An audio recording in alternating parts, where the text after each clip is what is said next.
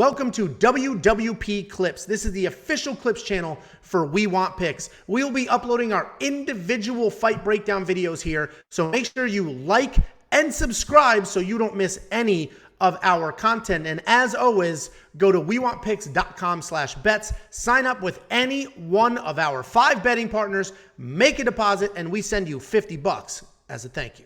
Next up at UFC Long Island, we have Dwight Grant taking on Dustin Stoltzfus.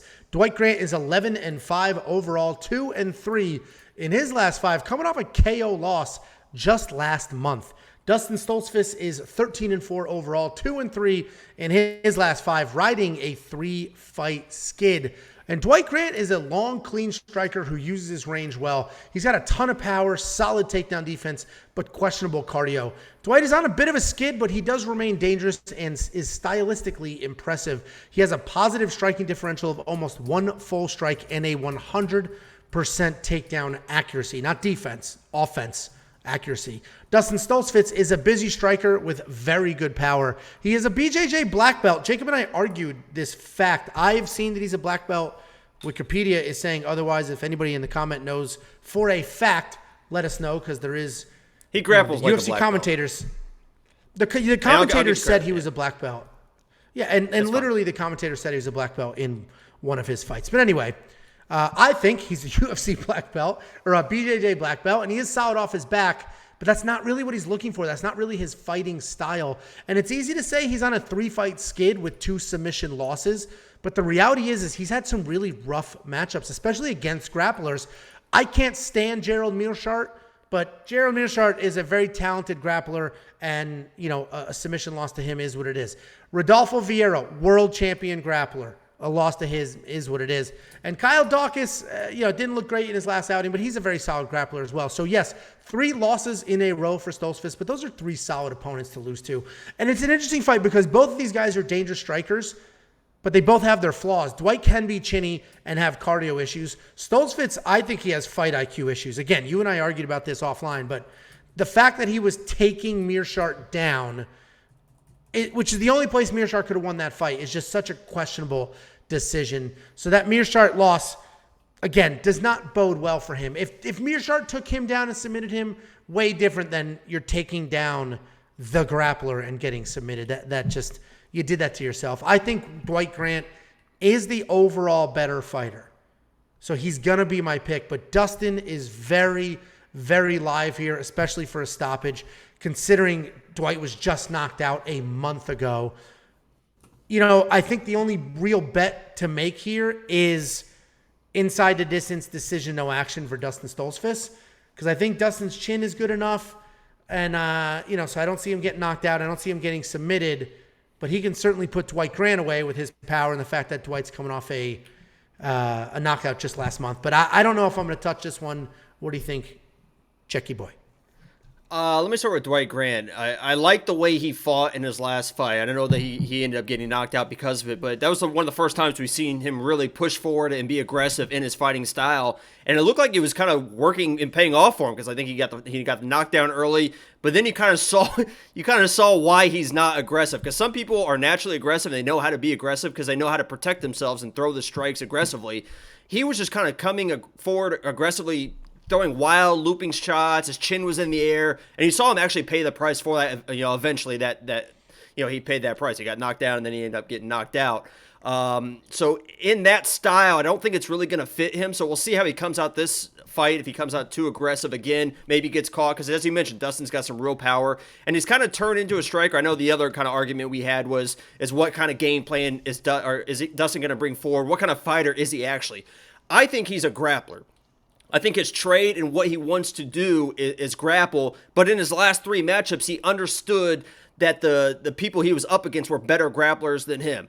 You watch the Rodolfo fight, he was kind of beating up Rodolfo. Rodolfo's got that snappy jab, so he was busted up, but I think he was kind of controlling that fight and was not looking to engage in the wrestling with Rodolfo until Rodolfo shot the takedowns, and he got out of those situations until he couldn't, right? Rodolfo's that next level guy, finally got his hands on him and was able to get his back and choke him out.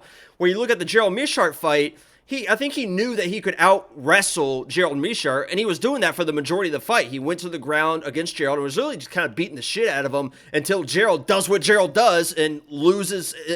I mean, that was the most typical Gerald Meerschaert fight, where he's losing, finds a submission and wins. So it was some tough matchup for Dustin. In this matchup, I think you look at the biggest holes in the games for Dwight Grant, and that is in the grappling and it is in the wrestling. I think Dustin goes back to what he knows best. Wikipedia lists him as a brown belt. You say he's a black belt. I think he grapples it like a black belt. So I think this is what he goes to. I think he gets the takedown, is able to control Dwight Grant on the ground.